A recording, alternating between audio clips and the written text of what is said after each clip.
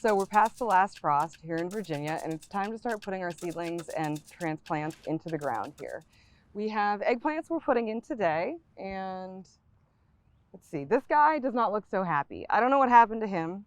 It looks like there's a little bit of pest damage here, but this is not going to go into our production garden. We are going to reserve these for our trap crop garden to draw pests away from our desirable plants that we want to have a healthy start and produce the most food over the course of the season.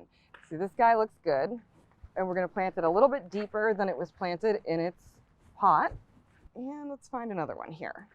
This guy looks good. If you notice, around me, there are not other eggplants. In fact, we do that for a reason. This is polyculture. We've got eggplants, Swiss chard, we've got some Mizuna, some royalty purple pod beans that are going to be bush beans, and they all work together in concert.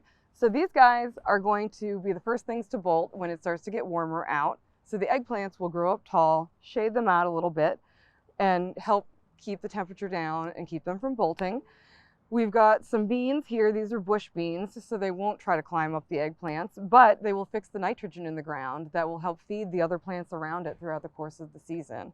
The polyculture also helps to improve your pest issue because just like a person at a buffet is drawn to abundance, the bugs are going to be drawn to a large quantity of food source. So if we have all of these different mixed up plants, they're going to have a little bit of a better chance for survival throughout the course of the season without being damaged or damaging your harvest output. Now, I said that I'm going to plant this guy in a different garden for a trap crop.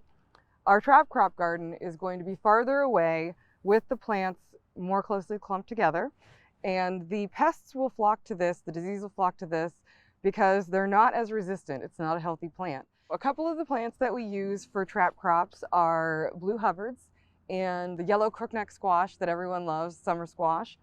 Those are the delicacy of the squash borer beetle that are the bane of a lot of gardeners' existence. So I encourage you to try polyculture. Just give them a little space to grow. It's beautiful and it's much more beneficial than just doing everything in straight rows. And it's great for adding interest and variety in your garden so that you can have a wonderful myriad of things that you're pulling out to feed yourself over the summer.